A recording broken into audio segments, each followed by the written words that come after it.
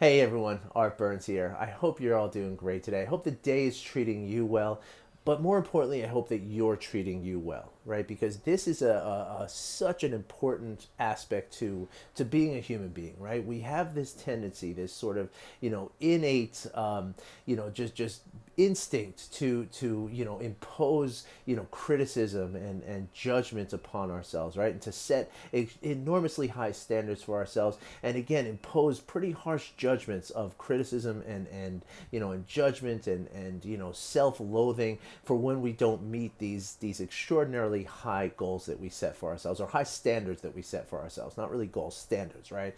And I know what you're thinking. I know. I talk to a lot of people about this, right? And I know that many of you right now are probably thinking, well, if I don't set these high standards for myself, and if I don't, push myself through this kind of, punishment and criticism, then I'm not going to reach the goals that I want, and I get it. I get that instinct, really, I do, and that's kind of part of our whole, the way our brains are wired, for like, a fear-based kind of survival instinct, right? And I get that. I really do.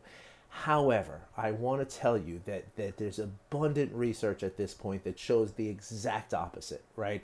There's study after study after study that shows that being kind to ourselves and holding ourselves in self-compassion and forgiving ourselves and being patient with ourselves, that these aspects and these qualities of treating ourselves are actually much more effective in attaining the goals that you set for yourself. And the reason for this is that when you're kind to yourself and you're accepting of yourself and you're kind of again, patient and forgiving and all these kind of really kind attributes. When you do these things for yourself, what you're doing is you're building a fulfillment that kind of comes from within, right? As opposed to fulfillment that is based on accomplishments or benchmarks or whatever kind of criteria we often set for ourselves, for measuring our success, right? That when it comes from within as opposed from without, it's more sustainable, and it's more, like when we set goals and we measure ourselves and we kind of treat ourselves as per how we've attained those goals or not. What happens is any kind of fulfillment or any kind of happiness or any kind of resilience that we have is very, very fleeting. It's very weak. It's kind of like building a house on sand.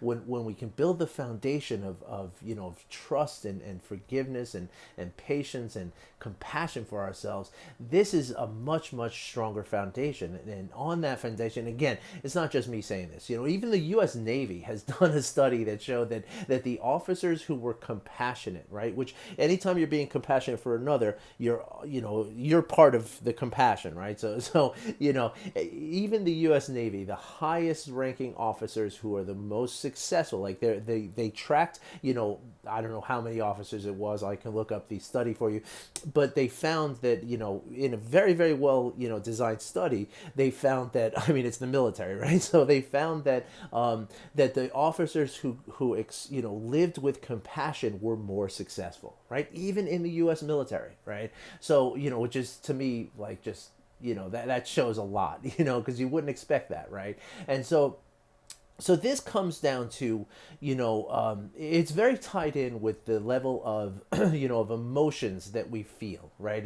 And the emotions that we feel are very, of course, tied in with the thoughts that we have, right? So when we have thoughts that, like, okay, I'm not good enough because I'm not getting that, I didn't reach my salary by this age and I didn't get this house by this age, and that kind of thing, we start to think those thoughts, right? The emotions that come from that, right, can very easily spin out of control, right? And they can very easily become very negative based emotions, right, which are going to cause a lot of stress in our body. It's going to cause a lot of and then once we're in that stress in our body, of course, what we're doing is we're sapping resources from ourselves, to accomplish the things that we wanted to accomplish in the first place. So it's almost like, and that's why self-compassion is really more powerful than this self-loathing or self, just punishment or whatever,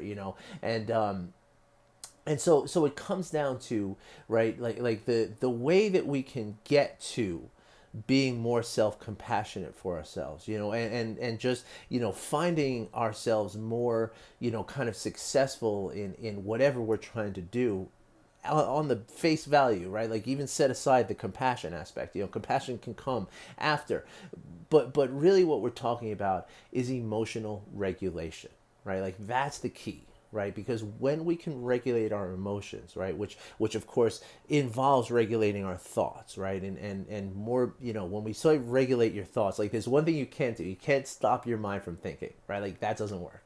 I tell all my clients when I first meet with them, I say, meditation. Everybody has this idea that meditation is about calming the mind, or stopping the thoughts, or resting the mind, or something like that.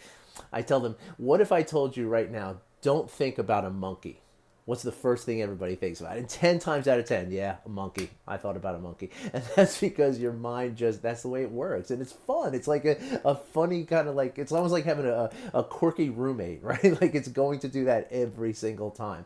And so as if you tell your mind, like, okay, don't think these thoughts, guess what you're gonna get? You're gonna get lots more of those thoughts. And so that's why it's not about, stopping the thoughts, right? But what it is about is letting go of those thoughts, right? And when we can let go of those thoughts, then those thoughts don't cause the emotions that cause us first of all, becomes that cycle, right? The emotion causes more thoughts that cause more emotions, that cause more thoughts that cause more emotions, and that gets us into this sort of, runaway train that can often derail us, right? And so when I think back on all the different issues that I've ever had, right, whether it's my, any, sort of hard times in my life as a parent, as a former business owner, as a corporate advertising executive, as a son of my parents, as a friend, as a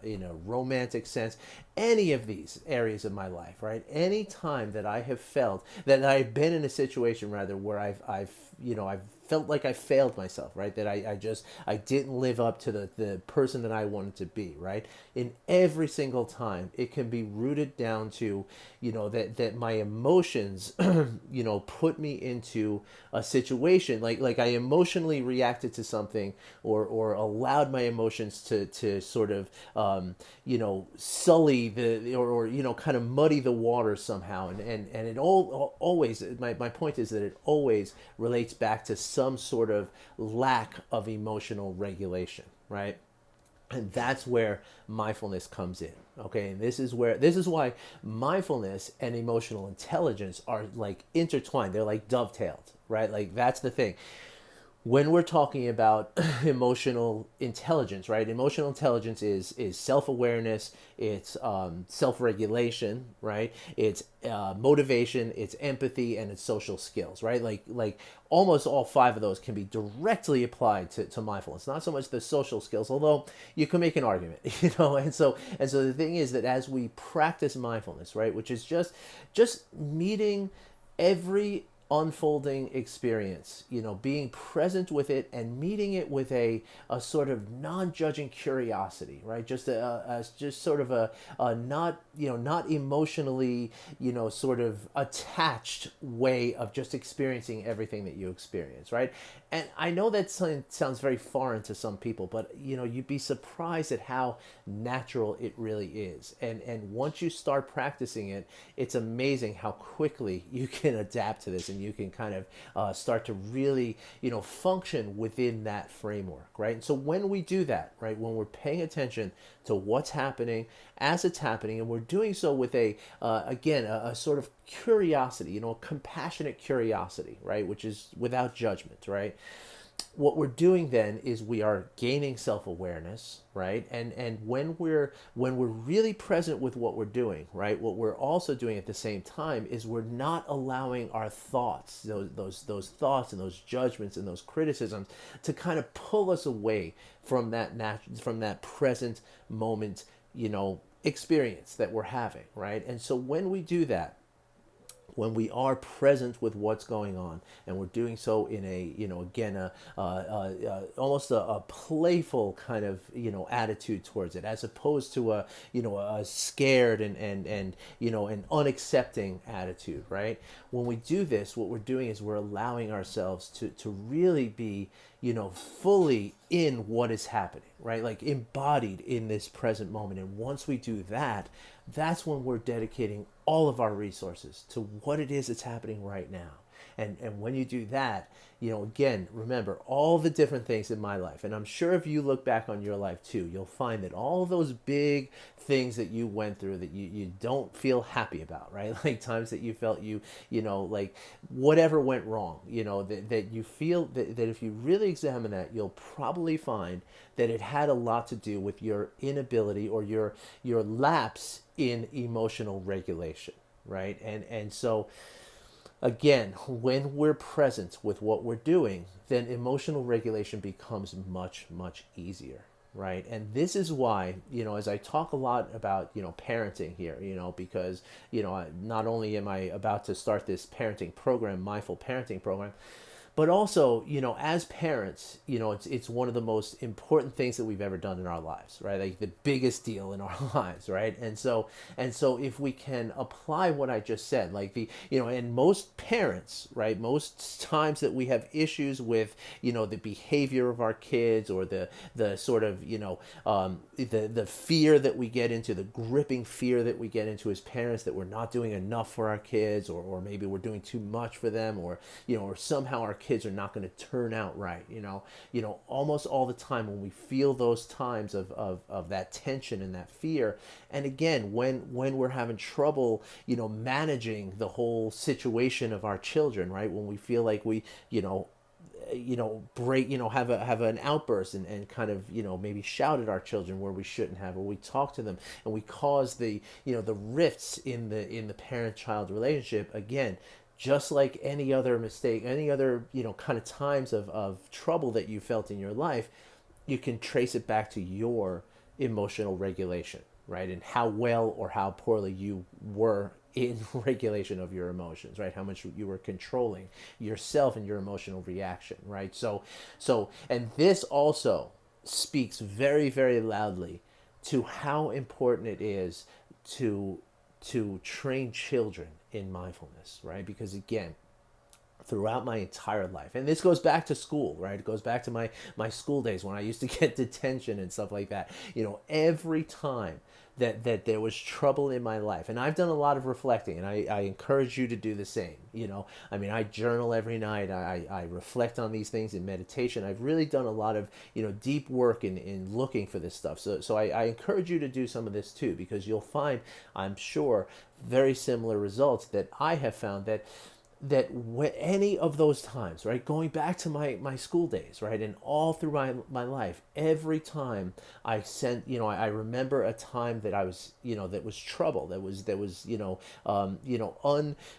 not what I wanted it to be, right? Like, whatever that was, it all had its roots in the emotional regulation, right? And so the reason I say that is because if somebody had taught me as a 5-year-old, as a 7-year-old, as a 9-year-old, as an 11-year-old, a 15-year-old, a 20-year-old even, if someone had taught me how to regulate my emotions back then, I could have saved myself a lot of trouble, right? A lot of trouble.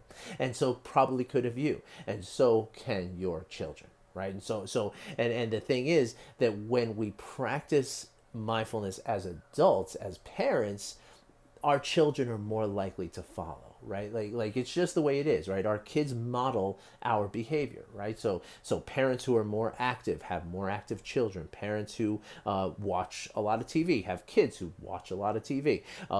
Parents who are musically inclined have musically interested kids. It's just the way it goes. And so parents who are practicing and embodying mindfulness are going to have children who are, generally speaking, going to embody that as well, right? And it's going to be much easier to get them involved with it, right? And once we get them involved with it, then they are going to start to build an emotion, a higher level of emotional intelligence, and the very, very important emotional regulation that comes with it.